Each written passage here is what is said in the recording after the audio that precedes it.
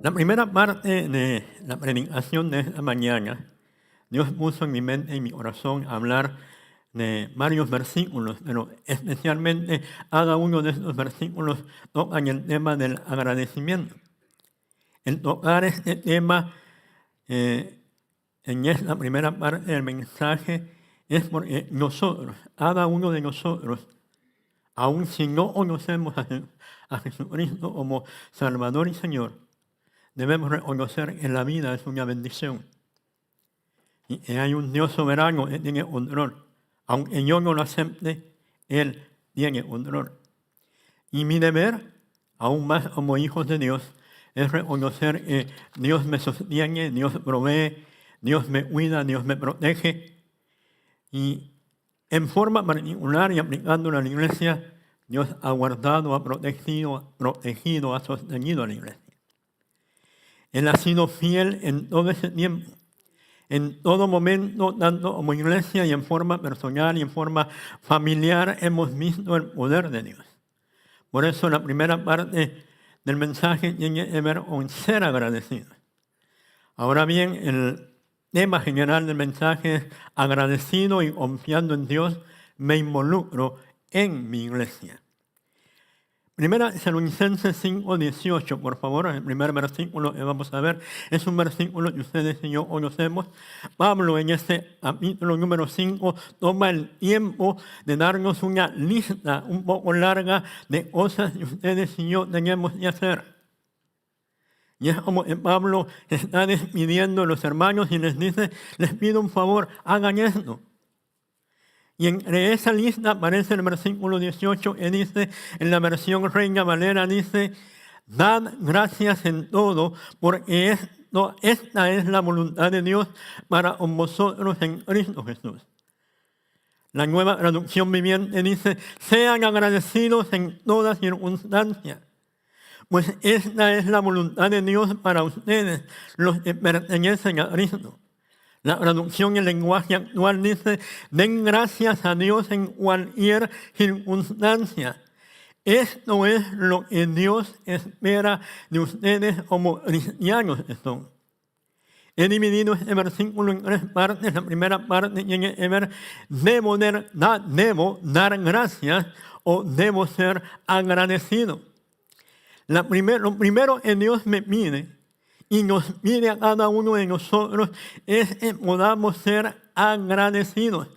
Y me llamó la atención el versículo nos presenta, dar gracias como un mandato. Una característica que ustedes y yo debemos tener como hijos de Dios es ser agradecidos. Ahora bien, hay una pequeña palabra que se repite en cada una de las versiones. En el idioma español, esta palabra es bien importante y esa palabra en. Las versiones, aún Reina Valera, Nueva Traducción Viviente y la traducción en lenguaje actual dice, no demos gracias a Dios por todo. Las versiones dicen, debemos dar gracias en todo.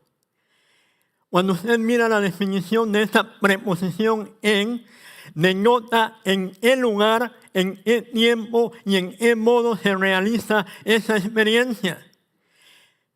Yo puedo decir el día de hoy, yo pasé por la iglesia, pero yo estoy en la iglesia. Es algo diferente.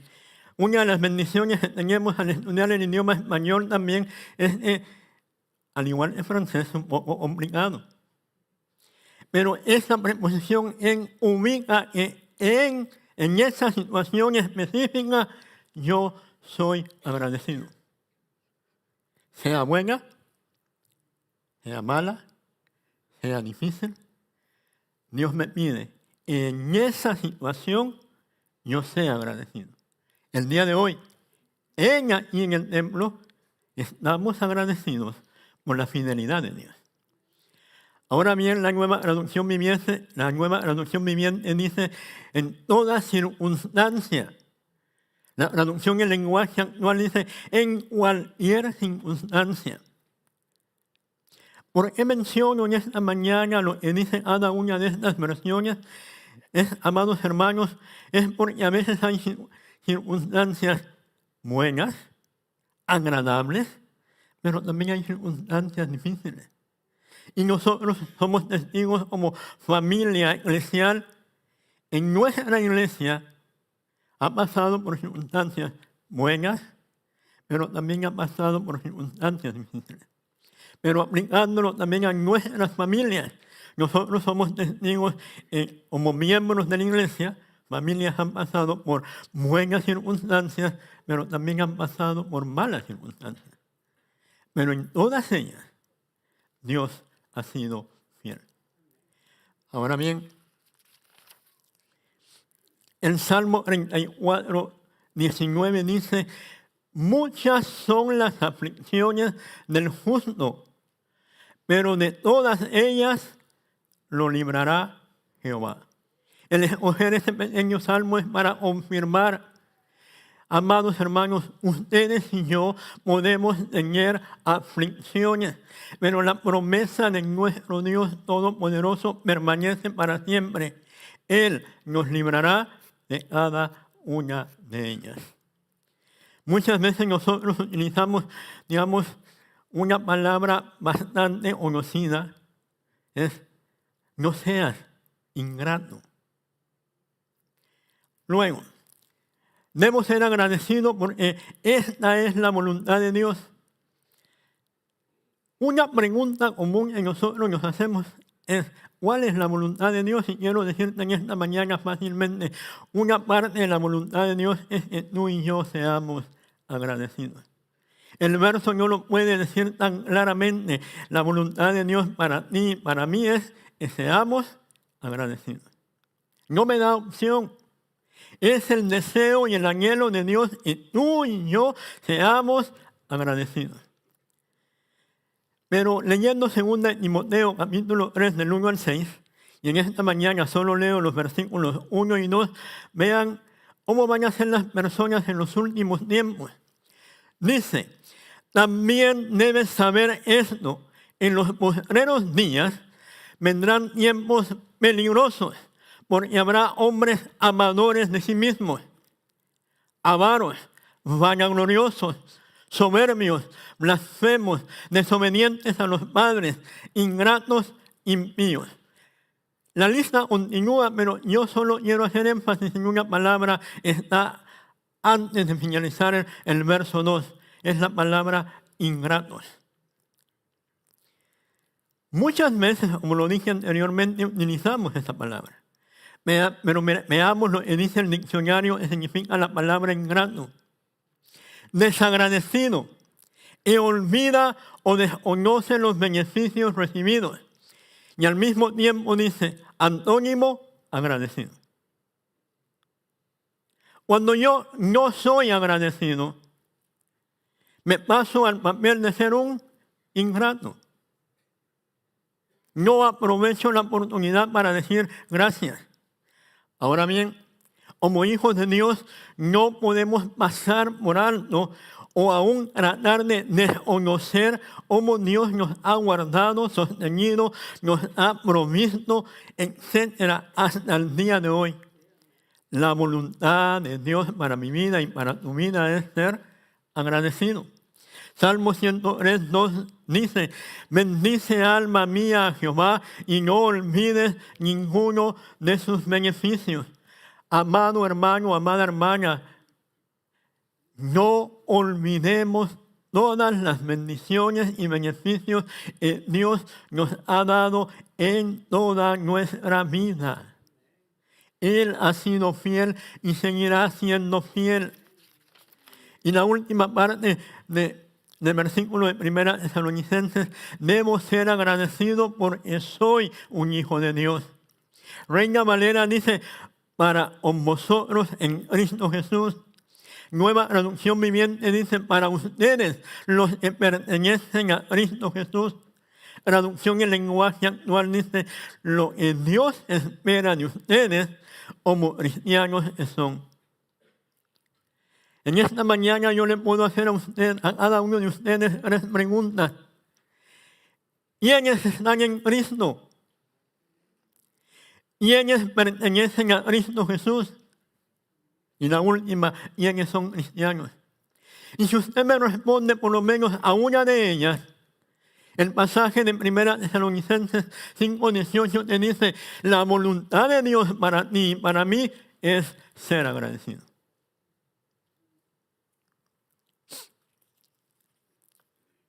La segunda parte del verso o la predicación de esta mañana tiene por tema, debo confiar en Dios.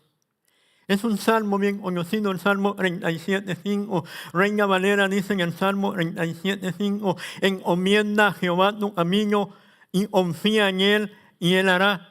Sencillo el Salmo, pero tiene tanta enseñanza para nuestra vida. Vea lo que dice la Nueva Traducción Viviente. Entrega al Señor todo lo que haces. Confía en Él y Él te ayudará. La traducción en lenguaje actual dice, pon tu vida en sus manos, confía plenamente en Él y Él actuará en tu favor. Muchas veces creo yo que puedo dirigir mi vida por mi propia cuenta. Pienso que yo puedo hacer lo que quiera. Pienso muchas veces que no necesito de nadie y que para salir adelante yo puedo solo. Y lamentablemente al final de los días me puedo dar cuenta que estoy sinceramente equivocado. Este verso me pide que reconozca la necesidad de Dios y que sin Él seré incapaz de llevar mi vida por el buen camino. La primera parte del verso dice, encomienda a Jehová tu camino. El significado de encomendar es encargar a alguien que haga algo por mí o que cuide de alguien. La Nueva Traducción Viviente en esta porción dice, entrega al Señor todo lo que haces. La traducción en lenguaje actual dice, pon tu vida en sus manos. Tomar la decisión de poner en las manos de Dios todo lo que soy, todo lo que hago, para que sea Él el que me guíe y me dirija. Jesucristo nos recuerda en San Juan 15, versículo 5, yo soy la vid, vosotros los pámpanos, el que permanece en mí y yo en él, este lleva mucho fruto, porque separados de mí nada podéis hacer. La primera llamada de atención es para nosotros, hijos de Dios. Debemos entender, debemos comprender que separados de Dios no puedo hacer nada. Necesitamos dejar nuestra vida en sus manos. Alguien conozco bastante me dice, si tú metes las manos, Dios las quita. Si tú decides llevar el control, Dios te deja. Muchas veces se ponía la ilustración y mucha gente lo decía, yo manejo y mi acompañante es Jesucristo. Y en esa ilustración estamos diciendo, yo manejo mi vida. El que tiene que llevar el timón de mi vida es Dios. Y por eso el Salmo le dice, encomienda, deja tu vida en las manos de Dios. La segunda parte del Salmo me dice, debo confiar en Dios. Luego de que he dejado toda mi vida en sus manos, debo confiar que Él hará, que Él tomará el control. Por eso Reina Valera dice, confía en Él y Él hará. Nueva Traducción Viviente dice, confía en Él y Él te ayudará. Traducción en lenguaje actual dice, confía plenamente en Él y Él actuará en tu favor. La palabra que resalta el llamado es confiar plenamente. Abandonarme totalmente en las manos de Dios. Y cuando usted ve esa porción, nos está hablando de confiar. Confiar es tener fe. Y el versículo que podemos traer a nuestra mente en este momento es Hebreos 11:6. Pero sin fe es imposible agradar a Dios, porque es necesario a Dios crea el le hay. Él es galardonador de los que le buscan. Lo voy a volver a leer. Pero sin fe es imposible agradar a Dios, porque es necesario el que se acerca a Dios, crea que le hay y es galardonador de los que le buscan. Si tú te acercas a Dios, si tú buscas a Dios, debes hacerlo con fe. Además de depositar o encomendar mi camino, todo lo que hago, toda mi vida, debo confiar en Él, y Él hará, Él actuará en mi favor y Él me va a ayudar. Debo recordar, no estoy solo. Por eso Jesucristo concluye el libro de Mateo diciéndonos, yo estoy con vosotros todos los días hasta el fin del mundo. El tercero y la última parte de la predicación es un poco más larga. El tercer punto es 1 Corintios 15, 58. Un pequeño recordatorio de del capítulo número 15 de 1 Corintios. En primer lugar, es uno de los capítulos del Nuevo Testamento un poco largo. Tiene 58 versículos. Pablo se va a tomar el tiempo para explicarnos y hablarnos de la resurrección de Jesucristo. Y por eso cuando usted lo lee, nos va a dar tanta información de la resurrección y nos va a decir cómo sucedió todo, pero lo más importante que nos dice Pablo es, si Cristo no hubiese resucitado, nuestra fe es vana, no vale la pena. Pero lo más serio aún estaríamos en nuestros delitos y pecados y estaríamos directamente hacia la condenación. Ahora bien, la resurrección de Jesucristo autentica o valida el sacrificio de Jesucristo en la cruz del Calvario, muriendo por cada uno de nosotros y otorgándonos el perdón para nuestros pecados. Nosotros ahora podemos ver que nuestra fe es verdadera. En la obra de Cristo en la cruz del Calvario fue eficaz y aún esa fe nos sirve para vivir la vida cristiana. También es cierto, 1 Corintios 15 nos habla del arrebatamiento, el evento que esperamos con ansias que suceda para estar y vivir con nuestro Señor. Ahora, 1 Corintios 15, 57, antes de llegar al 58, me llamó bastante la atención porque habla también de agradecimiento. Después de que Pablo nos ha hablado de todo lo de la resurrección, Pablo toma ese pequeño versículo y dice, mas gracias sean dadas a Dios que nos da la victoria por medio de nuestro Señor Jesucristo. Muchas veces hay personas que quieren vernos como hijos de Dios, como unos perdedores. Como unas personas que están vagando por el mundo, en realidad confiando en algo que no vale la pena. Pero Pablo nos recuerda, más gracias sean dadas a Dios, que nos da la victoria. Amado hermano, en el nombre de nuestro Señor y Salvador Jesucristo, vive con esa victoria que Dios te ha dado, porque la salvación que tienes es una salvación permanente, es una salvación eterna, es una salvación que Dios te ha dado. Versículo 58.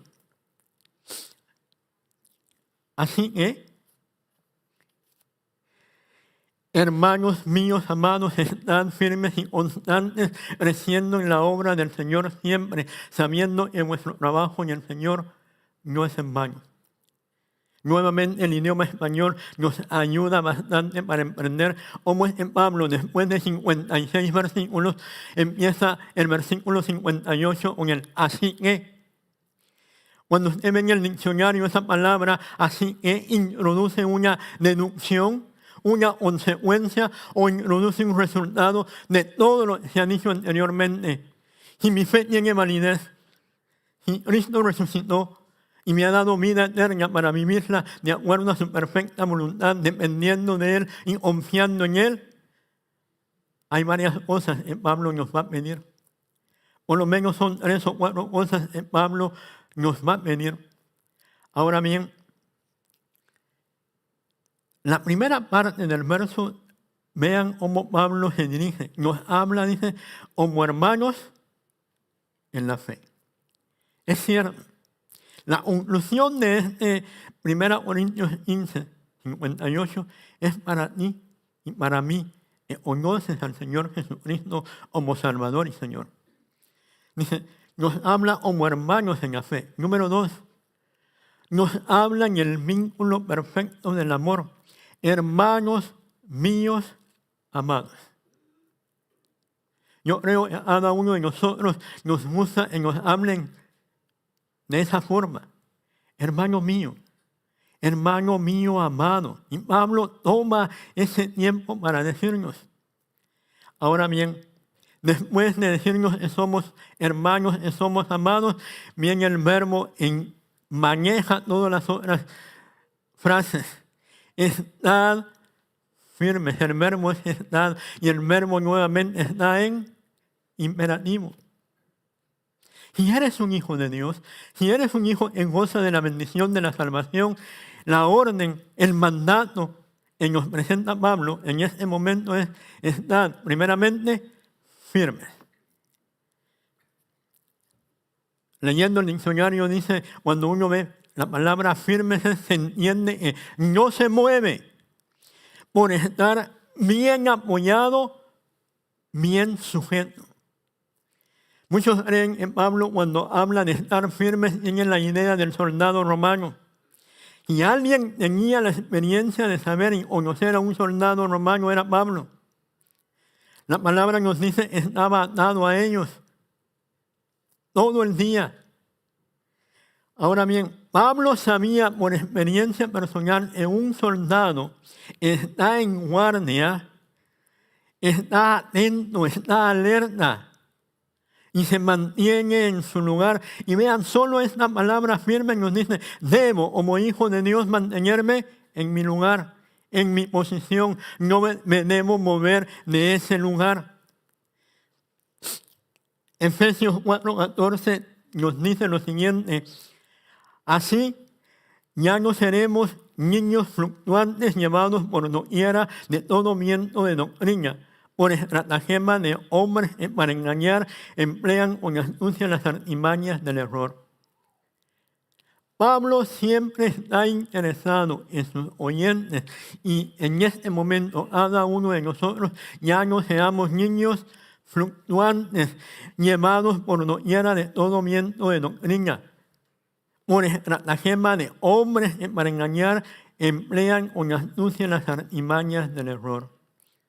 La primera aplicación que yo sacaba de esta primera parte es mantenernos firmes en la doctrina que nos presenta la palabra de Dios, sin moverme ni a derecha ni a izquierda. Luego, no comprometer mis convicciones, porque mis convicciones están basadas en la palabra de Dios y no puedo y no debo en el nombre del Señor moverme de esas convicciones porque es la palabra de Dios. Cuando meditaba en este verso vino a mí una lectura que muchas veces nosotros las pasamos, el libro de Génesis. A veces la lectura no me gusta mucho, pero véalo, dice Génesis, capítulo número 25. Por favor, abra su Biblia, porque eso sí lo voy a leer directamente en la Biblia. Normalmente en el bosquejo yo copio todos los versículos para tenerlos más en mi mente. Pero Génesis, capítulo número 25, versos 27 al 34, es una historia que nosotros conocemos. El título que tiene es Esaú vende su primogenitura. Vean lo que dice. Y crecieron los niños, y Esaú fue diestro en la casa, hombre del campo, pero Jacob era varón quieto y habitaba en tiendas. Y amó Isaac a Esaú, porque comía de su casa, mas Rebeca amaba a Jacob. Y guisó Jacob un potaje, y volviendo Esaú del campo cansado, dijo a Jacob, te ruego que me des a comer de ese guiso rojo, porque estoy muy cansado. Por tanto fue llamado su nombre Edom. Y Jacob respondió, véndeme en este día tu primogenitura. Entonces dijo Esaú, he aquí yo voy a morir. ¿Para qué pues me servirá la primogenitura? Y dijo Jacob, júrame en este día. Y le juró y vendió a Jacob su primogenitura. Entonces Jacob dijo a Esaú, entonces Jacob dio a Esaú pan y del guisado de lentejas. Y él comió y bebió y se levantó y se fue. Pero vean cómo termina. Así menospreció Esaú la primogenitura. Porque todo este versículo anteriormente les dije, no debo comprometer mis convicciones, las cuales están basadas en la palabra de Dios. Amado hermano, tú ya conoces hace tiempo al Señor.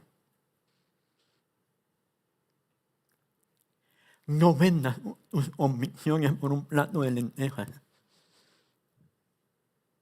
por algo que no vale la pena. Esaú lo menospreció.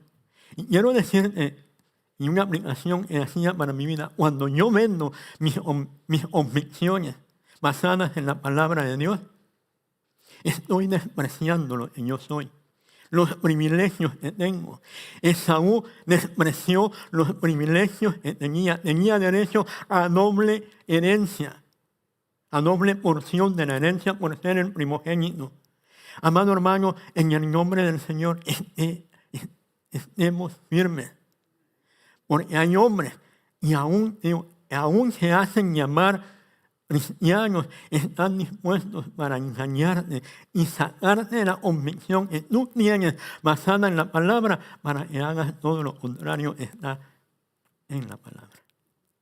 Te voy a poner un ejemplo. Una de las corrientes que están llevando mucha gente a un camino equivocado es el evangelio de la prosperidad. Y me dicen que voy a ser rico. Que solo tengo que pedir y Dios me lo va a dar todo. Estamos impactados por el evangelio barato. Tú eres salvo aunque no te arrepientas. Solo levanta la mano. Y no estamos seguros si la persona se ha arrepentido de sus pecados. ¿Recuerdan que cuando Pedro termina de predicar, cuando ha descendido el Espíritu Santo, las personas se acercaron a él y le dijeron, ¿qué haremos? Pedro no les dijo levanten la mano en ningún momento. Arrepiéntanse de sus pecados. Y amados hermanos y aún personas que nos visitan, pecado delante de Dios es hacer mi voluntad y no tomar en cuenta a Dios en mi vida. En mi vida hago lo que yo quiero porque así lo quiero hacer. Esa es la definición que podemos expresar realmente en la palabra pecado. No tomar en cuenta a Dios en mi vida. Y si yo no tomo en cuenta en mi vida, estoy totalmente separado de Dios. Salvación sin compromiso. Salvación sin señorío. Salvación sin cambio de vida. Uno de los peligros que estamos pasando actualmente a nivel de iglesias es creer que la iglesia es una compañía. No, hermanos, la iglesia no es una compañía. La iglesia es el cuerpo de Cristo. Y cada uno de ustedes es miembro de ese cuerpo de Cristo. Jesucristo no es un producto que yo ofrezco a las personas. Tómelo y sus problemas se terminan. No.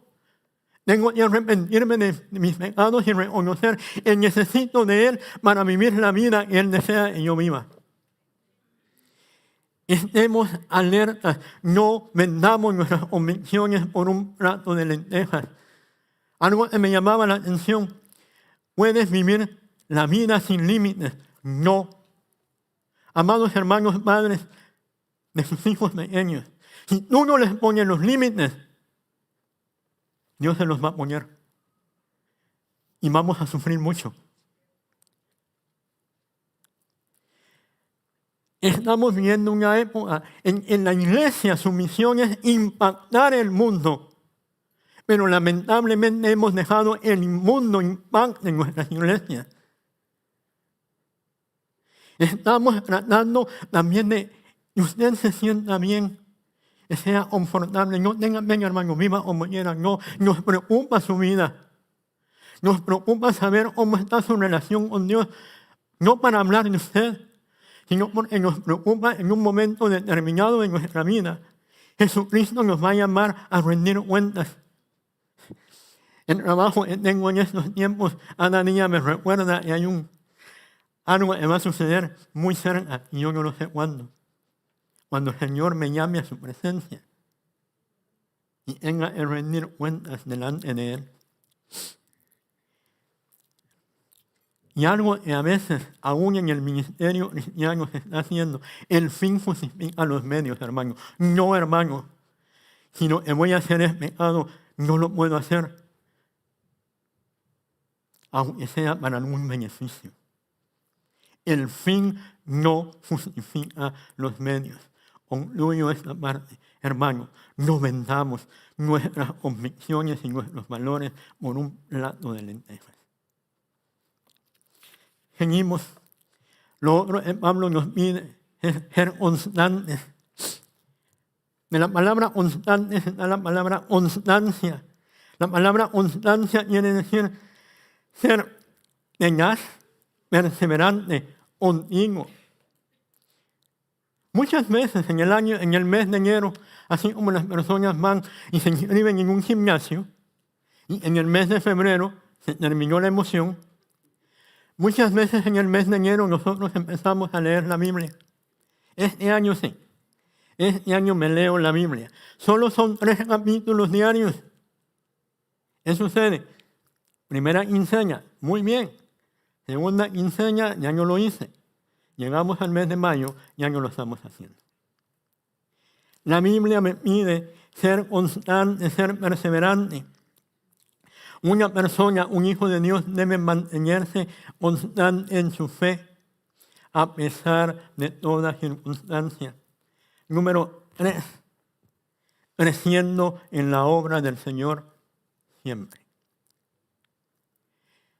Del aniversario 40 al aniversario 41, ¿cuánto hemos crecido? Bueno, aumenté 10 libras. No. Espiritualmente, ¿cuánto hemos crecido? Este año sí pude leer la Biblia. Este año sí pude asistir más a la iglesia. Este año sí pude hacer mi devocional. Este año sí pude juntar a mis hijos y orar con ellos. Y perdón lo que voy a decir, amados hermanos, porque en mi mente pasó esto ahorita. La iglesia hace lo posible y lo imposible para que tus hijos tengan un tiempo especial, de 10 de la mañana a mediodía. Pero quiero darte una mala noticia, hermano. La instrucción de tus hijos no es responsabilidad de la iglesia. Es responsabilidad tuya, como papá y mamá. Por favor, no le eches a la culpa a la iglesia de que tu hijo tome una mala decisión.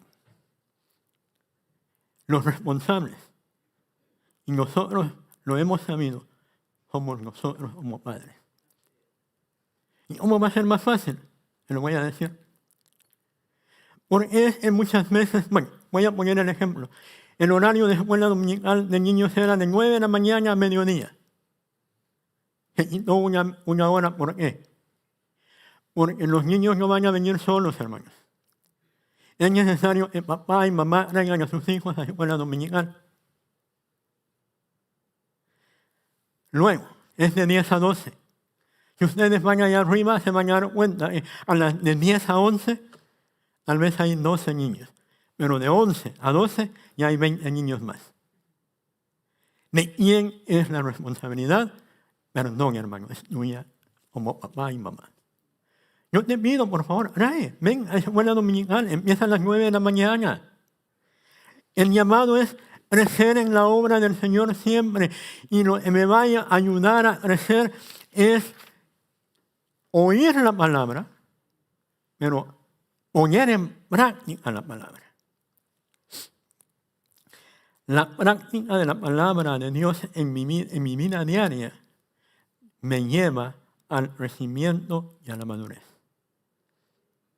La práctica de la palabra en mi vida diaria me lleva al crecimiento y a la madurez. Versículo para apoyar esta frase Dios me dio esta semana. Hebreos 5:14 dice, pero el alimento sólido es para los que han alcanzado madurez, para los que por el uso, por la práctica de lo que he aprendido, lo que he leído, dice, tienen los sentidos ejercitados en el discernimiento del bien y del mal. Porque muchas veces no sé hacer lo que tengo que hacer, sencillamente desconozco lo que la palabra de Dios me dice. Ahora bien, esta frase que viene no es mía.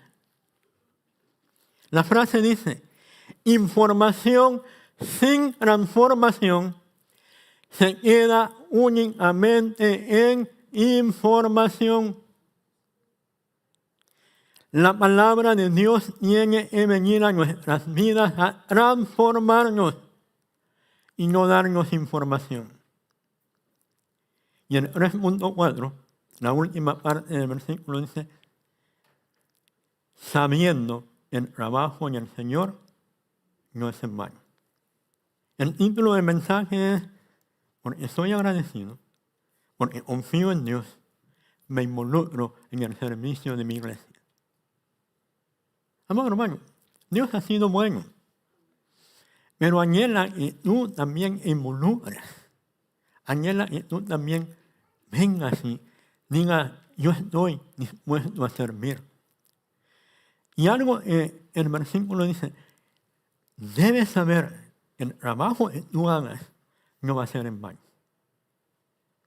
Dios no pasa por alto el trabajo que tú haces para Él. Pero debo involucrarme.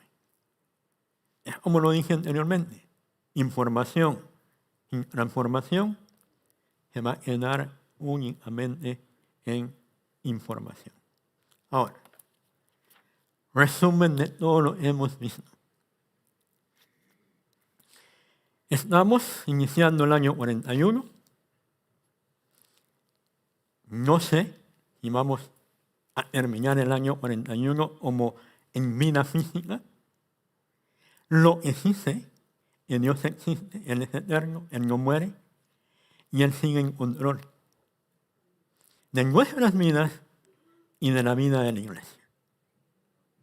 Ahora, si en esta mañana Dios te ha hablado a ti como miembro de la iglesia, involúcrate. Involúcrate. El trabajo en el Señor, quiero decir que hay bastante que hacer. Hay bastante necesidad, pero necesito comprometerme. Y cuando hablo de comprometer es mantenerme firme en la decisión que hago de comprometerme. ¿Cuándo? Si se me dice un horario, tratar de hacerlo. Porque los hermanos esperan el trabajo que tú y yo realicemos sea un trabajo en excelencia. Porque el servir a los demás hermanos no es para ellos. Lo estamos haciendo para el Señor. Y el trabajo para el Señor se hace con excelencia. Ahora, si tú has venido en esta mañana por primera vez a la iglesia, quiero decirte, no ha sido una casualidad. Has oído, hemos hablado de estar agradecidos, y el primer agradecimiento en nosotros tenemos es que somos salvos por medio de la fe en nuestro Señor Jesucristo. La Biblia nos dice, porque la paga del pecado es muerte, mas el regalo de Dios es vida eterna en Cristo Jesús, Señor nuestro. Es cierto, aparentemente el versículo me presenta, es un regalo. Pero quiero decirte que un regalo tú lo tomas o lo dejas. Normalmente un regalo uno lo acepta. El regalo más grande que Dios ha provisto para cada uno de nosotros es la salvación. ¿Pero salvación de qué? Y aún más, si todos somos hijos de Dios, quiero darte una noticia, en la Biblia lo dice. Bíblicamente todos somos criaturas de Dios. Pero para ser hijos de Dios debemos tomar una decisión, aceptar ese regalo. ¿Cuál es el regalo? Jesucristo hace 2000 años muere en la cruz del Calvario con un propósito. tomar tu lugar y tomar mi lugar para que yo pueda recibir perdón de pecados. Pero es necesario que yo me arrepienta. Hablaba con los jóvenes y a veces niños que se van a bautizar. Debo arrepentirme. Debo reconocer que por mucho tiempo he vivido haciendo mi voluntad. He oído de Dios.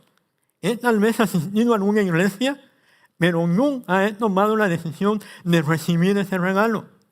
Ahora, recibir el regalo conlleva también responsabilidades. Porque cuando tomo el regalo, recibo a Jesucristo como mi Salvador y Señor, estoy haciendo un compromiso con Dios de obedecer también al Dios que he tomado como mi Señor. En esta mañana, aprovecha la oportunidad. Hoy puede ser el día de salvación para tu vida. ¿Qué tengo que hacer? Bueno, hablar con la persona que otorga la salvación, y la persona que otorga la salvación es Dios. Juan 3:16 dice: porque de tal manera amó Dios al mundo y ha dado su Hijo unigénito para que todo aquel en Él crea no se pierda, mas tenga vida eterna. En esta mañana Dios te dice: este es mi regalo, la salvación, la vida eterna, pero tienes que creer y aceptar a Jesucristo como Salvador y Señor. Ahora, ¿qué va a suceder? Si tú tomas esa decisión, Dios se promete perdonar tus pecados y tomarte ya no como criatura, como un hijo de Dios. Ahora, ¿qué voy a ganar? Te voy a decir qué vas a ganar. Vas a ganar la mejor y más grande experiencia para tu vida. Lo que necesita tu mente, tu corazón, aún tu cuerpo es conocer a Jesucristo como tu Salvador y Señor. Hago una invitación. ¿Quieres en esta mañana aceptar a Jesucristo como Salvador y Señor? Voy a hacer una oración. Orar es hablar con Dios, pero hablar y conversar con Él y decirle lo que yo siento y decirle lo que Él y ver lo que Él me ofrece. Lo primero que voy a hacer es hablar con Dios y decirle: Padre, perdona mis pecados. Por mucho tiempo he oído de ti, pero no he comprendido que tengo que recibir el regalo de la salvación. El día de hoy me arrepiento de mis pecados. Te pido perdón y te pido que entres en mi corazón. Quiero ser un hijo tuyo. Gracias por oír mi oración y gracias porque tú cumplirás tu palabra. Me has perdonado y me has dado salvación. Si tú hiciste esta oración, eres un hijo de Dios. Ahora, mi pregunta: ¿habrá en esta mañana alguna persona que ha hecho esa oración? La pregunta es porque deseamos hablar contigo y darte a conocer más cosas que la palabra de Dios dice. Y si no, llévate el mensaje en tu mente y en tu corazón. Es necesario, en un momento determinado de tu vida, reconozcas a Jesucristo como tu Salvador y Señor. Vuelvo al mensaje. Agradecido y confiado en Dios, me involucro en la iglesia. Amado hermano, amada hermana, hay mucho trabajo y es necesario que te involucres en la iglesia.